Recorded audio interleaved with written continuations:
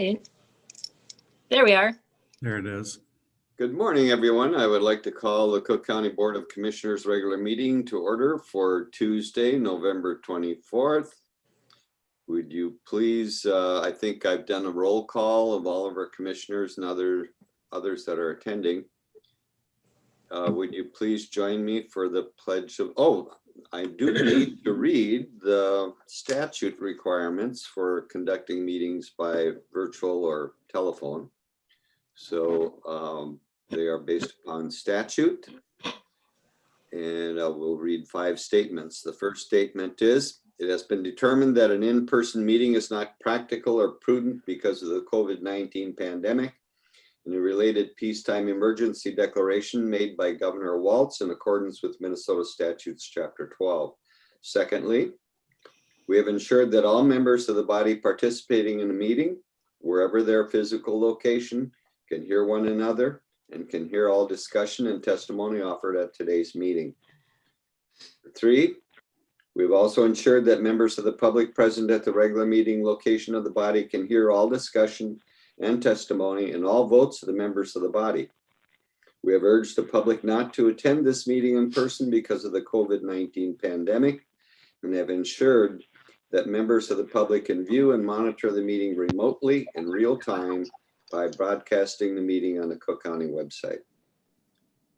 Number 4, due to the COVID-19 pandemic, we have determined that it may be unfeasible for County Auditor Brady Powers, County Attorney Molly Hicken, County Administrator James Yorkey, or members of the Board of Commissioners to be physically present at the county boardroom at the Cook County Courthouse. Number 5, all votes will be conducted by roll call, so each member's vote on each issue will be identified and recorded. Would you please join me for the Pledge of Allegiance?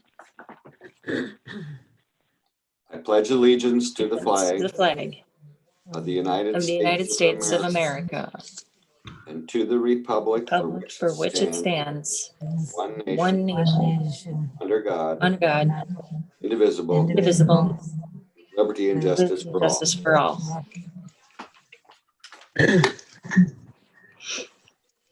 Taking a look at the agenda for today, we'll ask if there's any further adjustments that we need to make to the agenda. Hearing none or seeing none, I would entertain a motion to approve the agenda. So moved. Thank you, Commissioner Dukirk. Do we have support? Storley, support. Thank you, Commissioner Storley, for support. We'll do a roll call vote. Commissioner Storley. Aye. Commissioner Mills. Aye. Commissioner Dukirk. Aye. Commissioner Bersheim is aye. Thank you. Passes unanimously.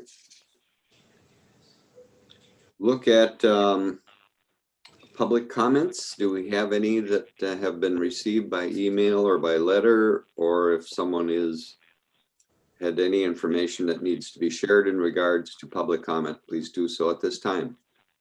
Mr. Chairman, I have not received any comments. Okay, thank you. Going on to the consent agenda items.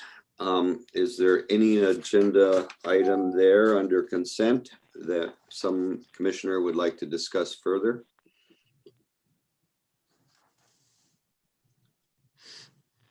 Okay, I would entertain a motion to approve the consent agenda items as a whole. So moved, Commissioner Dukirk. Thank you, Commissioner Dukirk. Do we have support? Commissioner Mills, second. Thank you, Commissioner Mills, for support. Roll call vote. Commissioner Mills. Aye. Commissioner Dukirk. Aye. Commissioner Storley. Aye. Commissioner Bersheim. Aye. Passes unanimously. Then moving on to Emergency Operations Command updates. We'll see if Grace Grenager, are you with us? I haven't looked. Yep, I'm here. Okay, thank you. Good morning, Grace. Thanks for joining us. And again, thanks for all you're doing with your department and the leadership and some challenging times, but I think you're meeting the challenges from my perspective as best we can. Well, we're Go ahead certainly with your report, please. sure. So since my last update on the 10th of November, our case count has gone from 36 to 61. And in that same time period, our testing positivity rate has dropped from 11.1 to 5.9. And what that means is that the amount of testing that we're now doing is better matched to the amount of the virus that's spreading in Cook County. So even though our case count has gone up, I think that our positivity rate going down is a trend in the right direction. Anything over 5%, however, is still concerning. So I think we're still in a very cautionary zone in terms of viral spread here in the county and certainly in the state. So the positivity rate statewide is 15.4% right now, which puts us in a place of uncontrolled spread of COVID-19. So I think that with the governor's most recent executive order, that really is an attempt at a state level to try to bring that spread under control. So within the EOC here at the county level, Jody Turvo Roberts has been training in with Kristen Diarbuda Wharton in the public health educator role for the lead contact tracing case investigation duties. Kristen's last day will be December 1st. The Minnesota Department of Health has also been unrolling a few different new technologies related to contact tracing. So the state now sends a text to someone who's tested positive or been identified as a contact, just telling them that they should expect a call from public health officials in the coming days. And I think that this is in response to the large increase in call volumes. So we're in a somewhat unique place locally because we're able to get to the contact tracing within 24 hours still, but in other parts of the state, that is not the case. So the text message is really kind of a tool that the state has rolled out to use to try to improve that process on a statewide level and try to get more people staying home in isolation while they wait for those contact tracing calls and to answer the calls when they come. And then second, yesterday, the state rolled out, there's a new app that they're encouraging people to use called COVID Aware MN. And people can voluntarily download this app. And if they test positive, enter that information into the app, and then it will send an anonymous automatic notification to anyone they've been within 6 feet of during their infectious time if that other person has also downloaded the app. So I feel like it probably has the most utility in a more urban area where people are, you know, in crowded shopping areas or on mass transit, but it's still a tool for people to be aware of and explore if they're interested. So that came out yesterday. So that's something available free to anyone in the state through the Minnesota Department of Health, but via like regular app stores like iTunes or Google Play. So both of these are just ways that the state is looking to increase the effectiveness of case investigation contact tracing. Like I said, I think we're in a relatively good place with that here since we're still able to respond to cases and contacts relatively quickly. And that's really something I'm extremely grateful to our contact tracing team for making a reality. So we've trained in more people to help with contact tracing to help meet the demand of a higher volume of cases in the past couple of weeks here. And I think that's really made a difference. We've also been working together with our EOC volunteer manager, Andrea Orest, and with our emergency management staff to start to strengthen our essential service response so that people have what they need to stay home if they're in isolation or quarantine. So we have around 7 Minnesota Responds volunteers that are cleared to make deliveries to people in isolation and quarantine. So if someone needs something like groceries, for example, to be able to stay home, we're able to coordinate that for people. I mentioned at our last update that the EOC was giving us 250 saliva test kits. They are now slotted to arrive this week. And that will be an additional testing option that we're hoping to make a routine offering to contacts, as well as people who face barriers to accessing testing, whether it's transportation or connectivity. It'll be a complement to the saliva test, the DEC, and our local testing options through the lab here. We did put out a media release last week, really based on the CDC guidance for holiday gatherings and holiday safety, and have been working to get out graphic and social media messaging around how to be safe in the upcoming holidays. And really at this point, the recommendation is to celebrate with the people you live with. That's the safest and recommended public health option. Celebrate with the people in your household that you live with and see on a day-to-day basis. We have started to do some pre-planning for COVID-19 vaccine. At some point in the coming months, there will likely be an FDA emergency use authorization for a COVID-19 vaccine. And regionally, distribution will happen in partnership with the Northeast Healthcare Coalition. So local public health was asked to draft a plan for the county for what would happen in what they're calling phase 1. So what they're looking at with vaccine is that there would be what they call like a trickle of vaccine at first. So they're looking to, in phase 1A, focus on healthcare workers, so EMS, healthcare workers in hospitals, clinics, and long-term care facilities. So that would be a process that would happen in collaboration with both the coalition and all of our local healthcare facilities. So that's a plan that I'm drafting in collaboration with our local healthcare partners, and it will be turned into MDH in the coming week. And then finally, there's been some more questions about testing with the recent executive order. So we're going to be working on messaging on how that happens locally.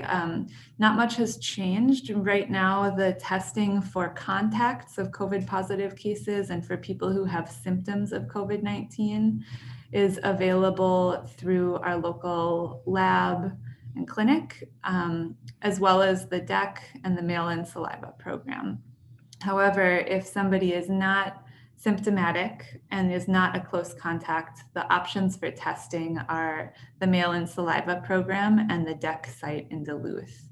And that's really to retain our local capacity to test those people who are at the highest risk for COVID because of symptoms or close contact with a positive case. So we're working on messaging around testing availability. We do have options for testing. I think just figuring out who goes where when is something that we get a lot of questions about these days. And that is my update. Thank you, Grace. Any questions or comments? We'll do it by roll call. Commissioner Dukirk? So thank you, Grace, for the update. And if you could just do a reminder at some point in some of your messaging, I have heard that people who are in close contact with a positive COVID case believe that once they test negative, they are free to maintain activity. And so there have been concerns in different work environments with people having tested negative after only 3 days and going back to work, and then the possibility of others being infected. And there's some confusion on that. Yeah, absolutely. We have those questions as well. And when we do the contact tracing calls, we try to make that very clear to the people who are contacts. But I think adding in public messaging would definitely be a benefit. I think it's partly the employer.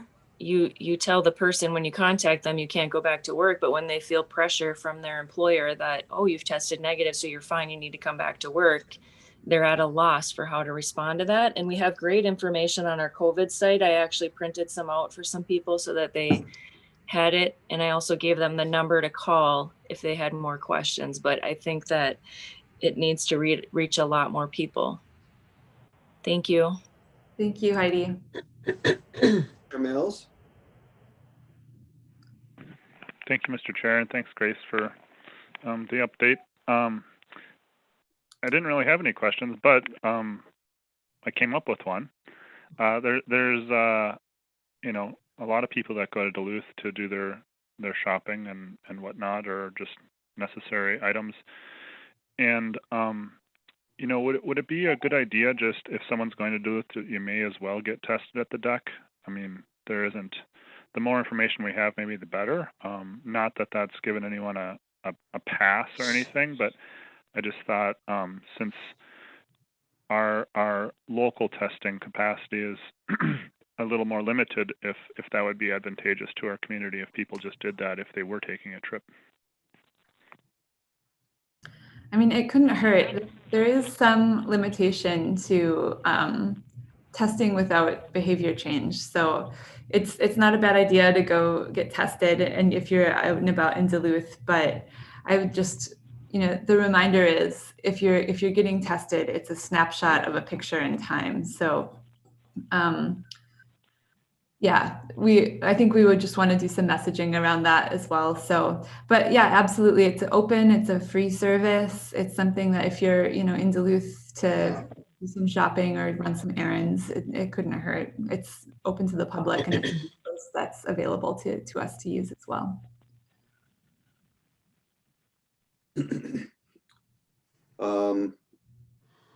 Commissioner Storley? Thank you, Chairman Bergheim. And thank you, Grace. I guess I have a question in regards to, we have 60 cases. Obviously, the first one is not active. How do we keep track of the active ones? Is it like the last 5 are the active ones? Or does it go way out into the community where we really don't know what the active ones are? How do you keep track of that? That's a great question. And I feel like that's information we should put on our hub site, because we get so many questions about it. So active cases is not something that we track in public health. And the reason for that is that the time that a person is contagious for COVID-19 varies. So we give people the minimum isolation period, but if someone is still sick at the end of that time, they would still be staying at home. They would still potentially be infectious. And so that kind of variability of how long a person is infectious based on how long they're symptomatic is one thing that makes it difficult to keep track of active cases. The other is, there are people in the community who are either awaiting test results or have not been tested, but may also be active cases. So it's just, it's not a measure that we can track in that language. What we do look at, and what we look at with the schools, is called the 14-day case rate per 10,000 people. And that's a measure that helps us kind of wrap our minds around how much of the virus is spreading in a 2-week time period in the county. So it's maybe not quite as user-friendly, but that's what the schools are using to guide the kind of mandated moves between learning models. I mean, the schools can decide to be more restrictive, but they can't be looser than what the cutoff is. So right as of last Thursday, which was the last time I calculated the 14-day case rate per 10,000 people, we were at 43.24 cases per 10,000 people in 14 days. So if you think roughly, we have about 5,000, not quite, but so you could say that's about 21 to 22 new cases in a 14-day period. So that's a rough estimate. We're never going to have like a up-to-date, up-to-the-minute count of active cases, but that case rate per 10,000 people in 14 days is what we look at. And we've been talking in the EOC about maybe putting that up on the hub site along with some education about kind of what it means, because we get asked that question a lot, and it's just not something we're able to calculate in terms of active cases. But I think that once you get used to thinking about it, that 14-day case rate is a pretty good way to have some sense of it. Mm-hmm. Right. And it's confusing out there because, say, for instance, as far as isolating yourself, there was a Viking football player that that tested positive. So the news said he was going to go into isolation for 5 days and be ready for the game on Sunday. 5 days? I thought you have to be 14 days. You know, it gets to be confusing because in every situation, so when we do the calls, what we ask about in the case investigation is when a person started to feel sick or when they got their test.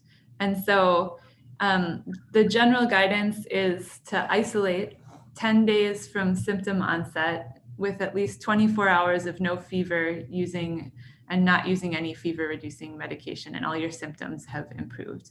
And so, you know, maybe the football player tested positive several days ago. At that point, he would have 5 more days of isolation. But, you know, as a public Yeah. message, I agree, it does get Yeah. confusing. Yeah.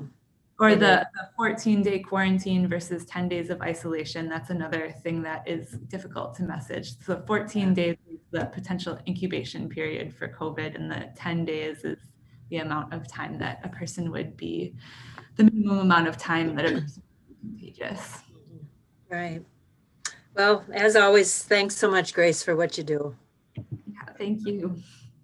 Grace, one question. I know that this is not in your specific domain or responsibility, but are there any indications of what's going on with the flu in the You know, community? that's a really good question. And I could probably pull that information very easily from the Department of Health website, but I haven't been hearing a whole lot about flu statistics so far. I know the Department of Health publishes what the flu is doing in Minnesota on a week-to-week basis. So I could certainly pull that information and get that information to you. What I have heard is that that the two diseases can worsen one another, so that if you were to get sick with one, you could become more sick with the other.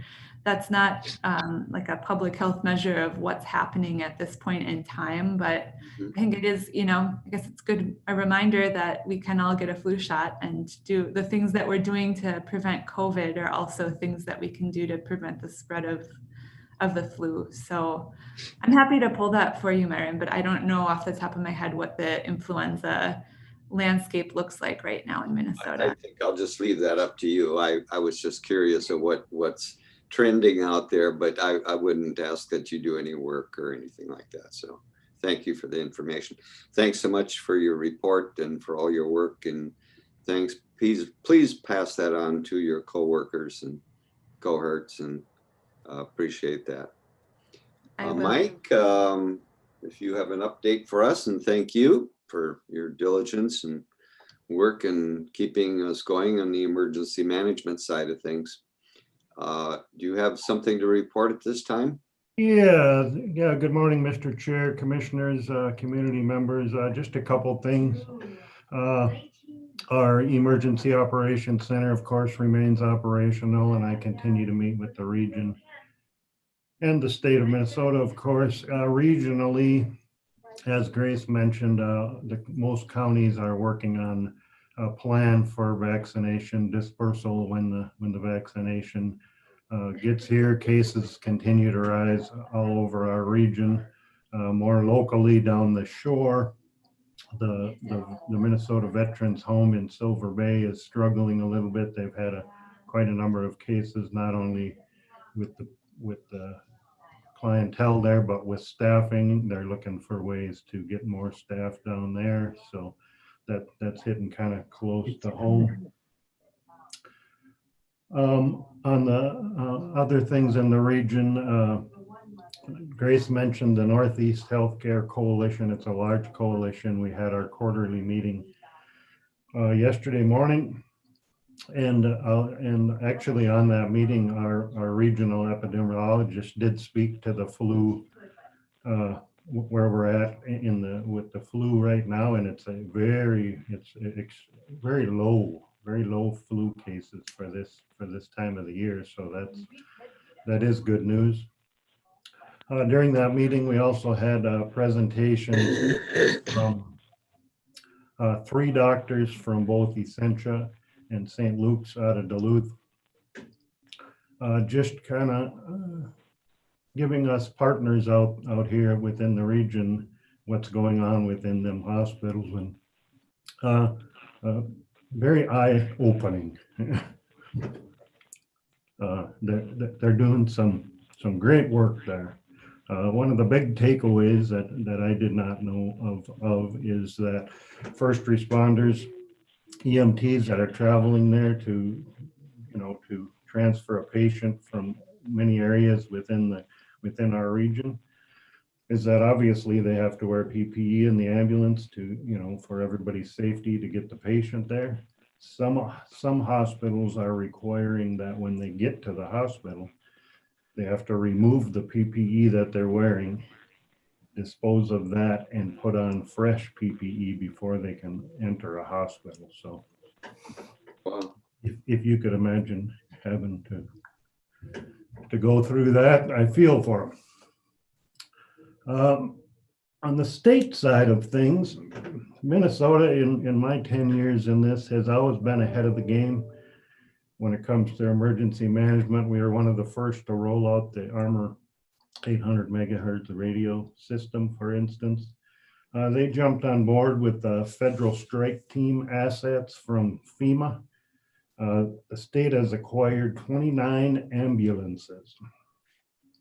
They're currently staged at Camp Ripley in central Minnesota. The idea for these ambulances is that some of the hospitals and ambulance services are getting stressed and they're concentrating on obviously emergencies, but there's a great need to transfer patients, non-emergency, quite possibly non-COVID patients, from hospital to hospital. So that's what these ambulances will be used for. They have teams out there. They're paged out through the Minnesota duty officers, so it's a great asset and good for Minnesota to stay ahead of the game, if you will. I spoke with James earlier today about the possibility of using FEMA reimbursement for to keep a court security person at our main entrance here in the courthouse. I will check on that to verify that we can use them funds should you folks find that it's necessary to keep a person out there. And I will likely in December be asking for extension of Jim Wienenen's temporary employment for another 3 months, just so you see that coming. But that's what I have for you today. Okay. Thank you, Mike. Questions or comments, Commissioner Mills? Thank you, Mr. Chair, and thank you, Mike, for the update. I don't have any questions. Just really appreciate you keeping us informed, and yeah, keep up the good work. Thank you. Thank you, Commissioner Mills. Commissioner Dukirk? Thank you, Mike. No questions. Okay. Commissioner Starley? Thank you, Mike, again for all that you do and meetings and all of the information that you pass on to us is beneficial and informative and appreciated. Yes, again, thank you, Mike and Grace. It's good to know that we're on top of things as best as can be. And your work is so crucial and important and very challenging, I know. So appreciate also your personal sacrifices to keep us as safe as possible. Thanks again. We'll go to Human Resources. Our first agenda item there is approval to post and hire for a public information coordinator. Turn that over to Pam Dixon, and I think you might have some updated information for us on that. Thank you, Mr. Chairman, and good morning to commissioners, colleagues, and community members. We're requesting approval to post and hire for a public information coordinator. This is a new position, the brainchild of Rena Rogers and Kimber Ralston from North Shore Health, and shepherded and championed by James Yorkie. And I'll ask him to add anything that I miss in terms of the purpose of this position. Again, it is a new position that will be shared with North Shore Health. The position will develop and coordinate Cook County's and North Shore Health's public information programming, including communication policies and programs, media relations, management of visual identity and brand, public engagement, community plans, and communication training programs for staff. This position will serve as the primary contact for media outlets, be the spokesperson for the county and North Shore Health, and is needed to fill a gap right now in terms of maintaining continuity and support to departments at the county as well as North Shore Health for public communication. And so with that, we request the board to approve to post and hire for this new shared position. And I will ask James to please jump in and fill in any gaps that I missed. Great. Thank you, Pamela. And again, good morning, Mr. Chairman and commissioners. You know, I'm really excited about this opportunity to partner with North Shore Health to create this position. As Pamela mentioned, there is a real need for this since Lisa Sorley stepped away from doing public information duties. We've had kind of a gap there, and I know that you know, Allison McIntyre and Grace and a bunch of other people have stepped up to fill that gap as much as possible. But the fact is, there's a lot going on, and a lot of that's related to COVID. And so this position would help us in the hospital address that need, in addition to doing other communications work for the departments, as Pam described. And I want to mention at the Personnel Committee meeting the other morning, there were some comments made by staff that I wanted to address. I think there was some confusion about how this position would work with the departments and integrate into the work that they're currently doing around public communications. And I had a chance to follow up both with Sheriff Eliason and also spoke with Allison McIntyre. Because those are two departments that really have a lot of public communication needs. And so I wanted to get their take on whether they felt this was necessary and how it would integrate into the work they're already doing. And those were both very productive conversations. Both the sheriff and Allison are comfortable with this arrangement. You know, there will be instances where the sheriff's office, for example, is responding to an incident that's rapidly developing and they need to get communications out quickly. They wouldn't necessarily coordinate with the public information coordinator in that kind of situation. But for longer term communications, things like, you know, doing annual reports and doing other kind of community outreach pieces, those would be the kinds of things where this position would interface with the departments. And so the departments are on board with this. I also wanted to mention, I did reach out to Otter Tail County because I know that a few of you had seen a presentation at the Association of Minnesota Counties a year or so ago. And Otter Tail County had done a presentation about their experience creating a public information officer position.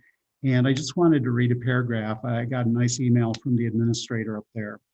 And this is what she said. She said, our commissioners were very receptive to having a PIO, so we really didn't have to make a case for it.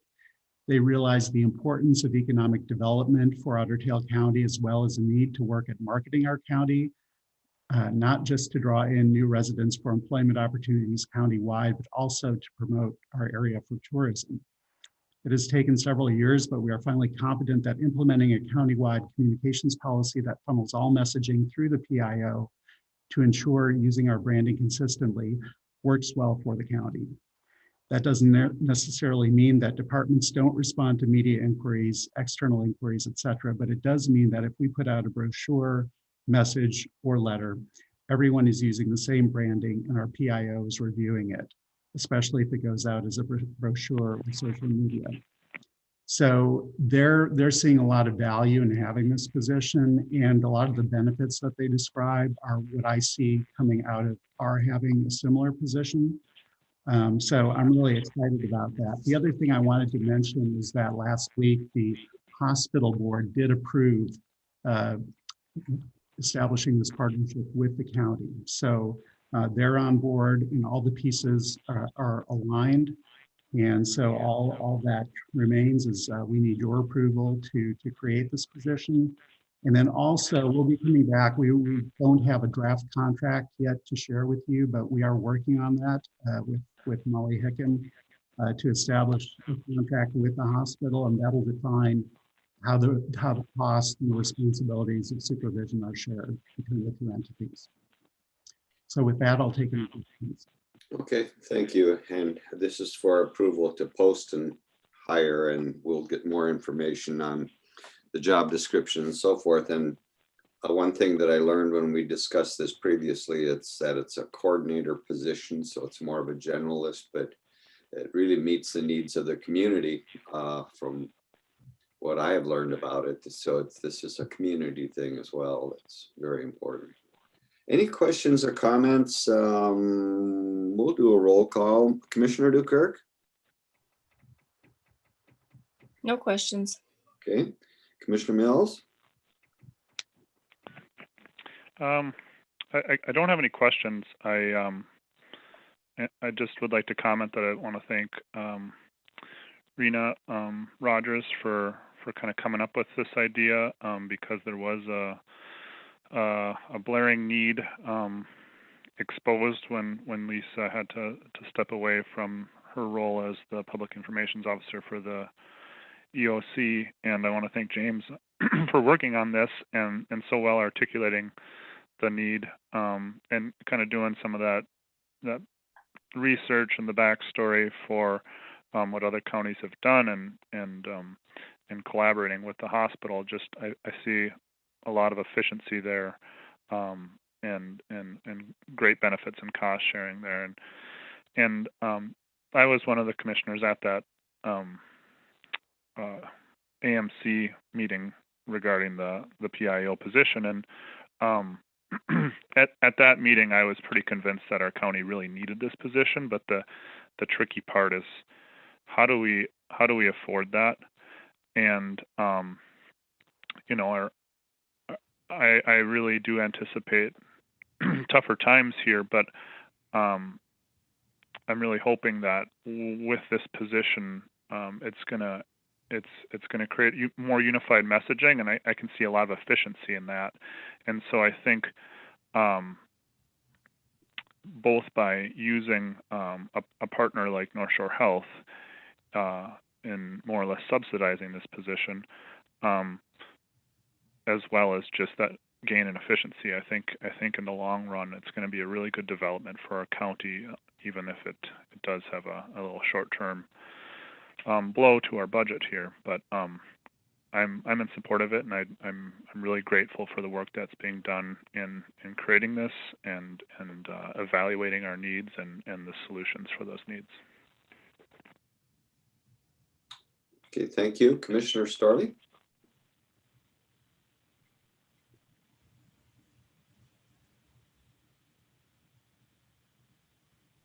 Commissioner Starley, you're on mute. I know. I didn't do it. Okay, starting over. I'm all for efficiency, and especially when we can coordinate and collaborate with you know, the county and the North Shore Health. So I think along with Commissioner Mills' concern about our budget, I think that it's a worthwhile endeavor to to go forward with this position. Thank you. Thank you. And thanks to James and Rena and Pamela for your work in developing this. Yes, Commissioner Mills. I'm sorry to interrupt. I just had another comment, and in that the concerns, you know, I took the concerns from the personnel committee very, very seriously, and I'm really thankful that James went back and talked to the department directors and clarified what the needs of those departments were and just how this position would work, and just that the term coordinator, I think, is really key, that this is someone who's going to help work amongst the departments as well as help work out into the public, both within just our county public, but also potentially statewide public for getting important messaging further, and just the benefits, both the needs and the benefits therein. So that was all, though. Thank you. Okay, thank you. Any other comments?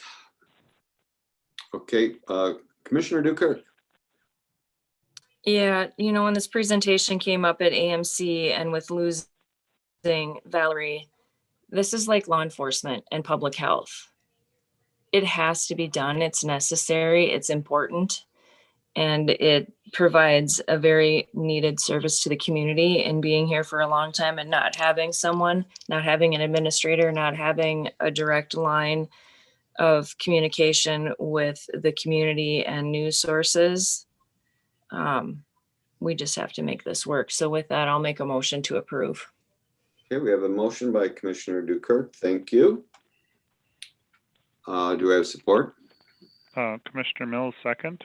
Okay, so we have Commissioner Mills with the support to approve to post and hire for a public information coordinator. I will do a roll call vote. Commissioner Mills, Aye. Commissioner Starley, Aye. Commissioner Dukert, Aye. Commissioner Bersheim is aye, passes unanimously. Thank you. I will go on to approve change to policy for temporary employees. I'll turn this over to Pamela Dixon, and that's to approve the change in this benefit. Thank you, Mr. Chairman. I was approached by an employee and asked the question regarding our temporary staff who are working on the front line, either directly with a COVID response or just out in the public, and are feeling, like most of us, the stress and the pressure of having to live in this kind of environment. And so the question was, do our temporary staff have access to our Employee Assistance Program, EAP for short? And the way the policy is written in the handbook, it says all employees are eligible. However, when you look at the eligibility for benefits under the handbook, where we define types of appointments, particularly for the temporary positions, it says that temporary positions are not eligible for regular employee benefits. However, they're eligible for overtime provisions, workers' compensation, and other general liability coverage that extends to all employees while on the job. And our vendor for those services and benefits is also the vendor who handles EAP. So I contacted them and asked that question. Do our temporary staff from your policies and regulations have access to this service? And indeed they do. So my request to you today is to change that verbiage in the handbook regarding temporary employees having eligibility for our Employee Assistance Program. Okay, thank you. We'll do a roll call vote for any comments or further questions. Commissioner Dukert. No comments. You know, I support supporting our staff. Thank you. Commissioner Mills. Thank you, Mr. Chair, and thank you, Pamela. Yeah, I think temporary or not, we need to support our staff, and I think this is very important, and thank you very much for working on this. Commissioner Starling. Thank you, Pam, for working on this. It's important to have a definite description, and I'm glad you updated it. Thank you. Very good. Thank you. Yes, it seems like a good thing. And thank you, Pamela, for digging into this and finding out how we can do it in a very cost-effective, in fact, at no cost to the county. Great work. With that, we'll do a roll call vote. Commissioner Dukert. Commissioner Bersheim, we need a motion first, so I'll make Excuse that me. motion. Yes, thank you. please go ahead. I'll make a motion to Second, approve. Yeah, Commissioner Mills, second. Okay. Thanks for your help with that. Okay, now a roll call vote. Commissioner Dukirk, Aye. Commissioner Mills, Aye. Commissioner Starley, Aye. Commissioner Bersheim, aye. Passes unanimously. Thank you. Next agenda item, thank you, Pamela, again. Our next agenda item is the auditor, and to my knowledge, we do not have a report from Brady Powers today. Is that correct, Brady? That's correct, Mr. Chair. Okay, thank you. We'll move on then to the administrator portion of our agenda. And the first item is ARDC 2021 representation. James, would you turn it to you?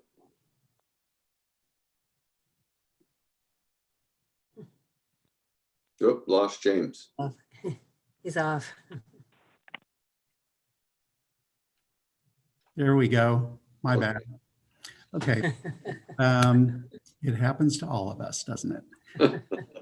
Okay, so we've received correspondence from the Arrowhead Regional Development Commission regarding the board's membership. We have one representative from each county board that participates in this commission. And currently our representative on that board is Commissioner Storley. Her term expires at the end of this year. And this is to request the appointment of a new representative to serve another 3-year term. So the board could elect to reappoint Commissioner Storley to serve that term. I would mention too, obviously we have a couple of new commissioners coming on at the beginning of next year. And then we have the first district seat, which will remain vacant until the special election in February. So there are a number of committee assignments, obviously, that the board has to go through at the beginning of next year. And so I just want to acknowledge that this is part of a bigger picture that the new board will be looking at and making those assignments. But in the meantime, this seat does need to be filled. And so the request is for you all to make that appointment so that we can follow up with the Development Commission. Okay. Any questions or comments from any of the commissioners on that? So I would ask, I think it would be appropriate that Commissioner Starley continue in this till a later date. Are you willing to do that, Commissioner Starley, or someone else wanting to do this? I would be so honored to do it. I've done it for the past 6 years. I enjoy the camaraderie and the work that we do for the area. And so I would be willing to continue on. Okay. Is there any other discussion on that that someone else would like to offer their willingness to take this on? Mr. Chair, Yes. I'm very supportive of Commissioner Storley continuing on, and I especially if ARDC needs this designation right now, I think we should go for that. And you know, when new commissioners come on, we can always have you know, more discussion about the different committees, and when we do our assignments in January, we can go a little deeper into that too. But yeah, I'm in full support of Commissioner, and thank you, Commissioner Storley, for your willingness and your work in doing it in the past too. Yeah. James, further comment? Yeah, I just wanted to add that I am in the process of going through the current list of all the committees that board members are appointed to, updating that list and providing additional information about when in the month or the quarter each of these committees meets, so that you know, next month and going into January, you guys will have an updated list of what committees we have, what seats we have to fill, so that you can start thinking about that. And we'll be sharing that with the commissioners-elect as well. Okay. Thank you. Then I'd entertain a motion to appoint Commissioner Starley to the ARDC. Commissioner Mills, so move. Thank you, Commissioner Mills. Commissioner Dukert, support. Thank you, Commissioner Dukert. I'll do a roll call vote. Commissioner Mills, Aye. Commissioner Starley, Hi. Commissioner Dukert, Aye. Commissioner Bersheim's aye, passes unanimously. Okay, James, for any other updates, I'll turn it Yeah. over to you again. Just a few things. So Mike Keyport mentioned earlier that he is looking into the use of FEMA funding to pay to continue to have a courthouse screener here. We did lose our screener for a few days last week, and it caused a little bit of confusion. We had to post some signage just indicating that entry was by appointment only, but we didn't actually have a screener present for those few days. Our screener is now back, and her position is paid with CARES funding, which, as you know, expires at the end of this month. So if we're able to secure those FEMA funds, that will enable us to have a screener at the front door without interruption. And I think we would all feel better about having that. I know there was some concern about the absence of a screener. So that's a good thing. And I really appreciate Mike's assistance in helping us fill that need. The other thing I wanted to mention, at the last meeting of this board, I believe it was Commissioner Dukert, who asked if we could do something about having an application online so that residents who wanted to apply to boards and commissions could submit their interest at any time. And I agree that was a deficit. And so we've addressed that. We now have a form that you can access anytime, so residents can go online and look at the list of committees that we have, and they can express their interest in that. So Commissioner Dukert, I appreciate that suggestion. That was well done. The other couple of things I wanted to mention is I wrote an article for the Cook County News Herald that will appear as part of the County Connections feature that the paper has graciously allowed us to do. It's a great way of getting information about county activities out to the public. And the things that I talked about were what I see as priorities in the coming year. Obviously, COVID response will continue to be a big priority. Mentioned the state budget situation, which could potentially cause some headaches for us down the road. We're going to be keeping an eye on that, as well as the Ty Blatnick payments, which we should have some clarification on around the middle of next year. And then just talking also about how people can engage with county government. That's really important. And so I mentioned the committees that folks can sign up for, as well as just paying attention to our online meetings. And then we're also going to be doing some additional engagement around strategic planning next year. And I know that we've in recent years have investigated doing a new strategic plan, and I think that effort never fully got off the ground, but that's something that I think we need to do. And so that's something that I'm going to be focusing on in the next year. The last thing I'll mention is that on Friday, I participated in a meeting of AMC Pathways, which is the group for new county administrators. And I just wanted to let you know that I'm finding that really valuable. I'm also having phone calls with Gary Wires, who is the recruiter for my position. Gary's worked as a county administrator for many years and is now doing consulting, but he knows this business inside and out. And I'm finding him to be a very valuable resource. So I just wanted to let you know that in terms of my development in this position and learning the ropes, I'm tapping into some really great resources. So I want you to be aware. That's all I have. Thank you.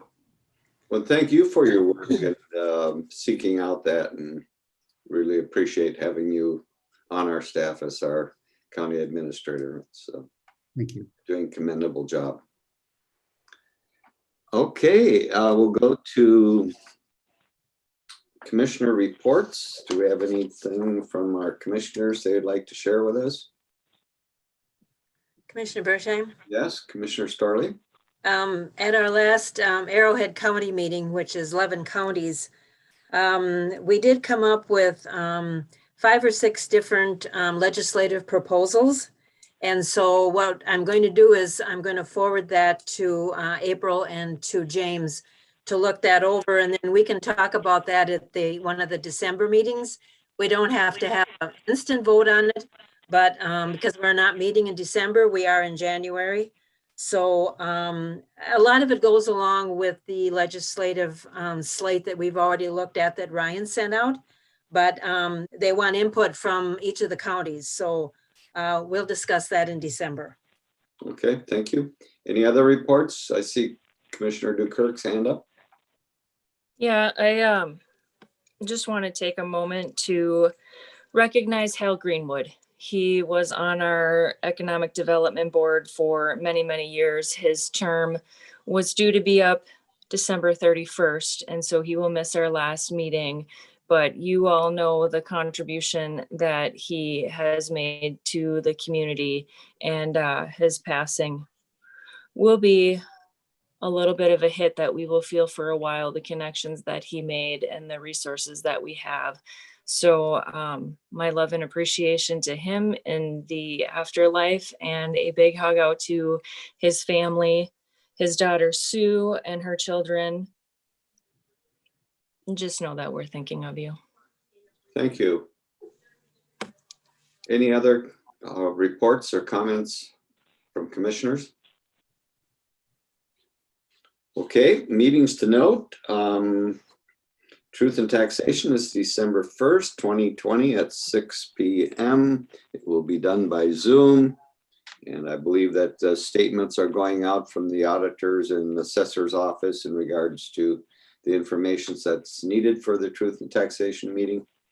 And will be a first for how we conduct something with the public for our Truth and Taxation, at least. But appreciate all the work that I know that James is putting into this as well, as well as Rena, to make, and April, to make sure we do this the best way possible under the circumstances. Chairman Bersham? Yes. In regards to follow up with James, recognizing that there's many areas, committees and so forth that the public can apply for. I just received word that the County Extension Committee will be losing 2 positions starting January. And Myron, I think you know probably about that too. These 2 people have served 2 terms, so their positions are done for now, but it opens it up to the public to step up to the Extension Committee. Okay, thank you. Anything else for the good of the order? We'll entertain a motion to adjourn this meeting. Oh, Mr. Chair, I'm sorry. Oh, go ahead. Yep, just wanted to recognize Steve Olson as a new hire, and I'm really happy he's on board, and looking forward to seeing him around helping out with the county. So welcome, Steve, and thank you for joining the team. Okay, thank you. Anything else? Motion to adjourn, Commissioner Mills. Okay, we have a motion to adjourn by Commissioner Mills. Is there support? Support. Commissioner Dukirk, roll call vote. Commissioner Storley? Aye. Commissioner Mills? Aye. Commissioner Dukirk? Aye. Commissioner Bersheim's aye. Passes unanimously. Have a good day, everyone, and Have a good thanks for all Thanksgiving. your input and good work. Happy Thanksgiving, everyone. Happy Thanksgiving to everyone out there.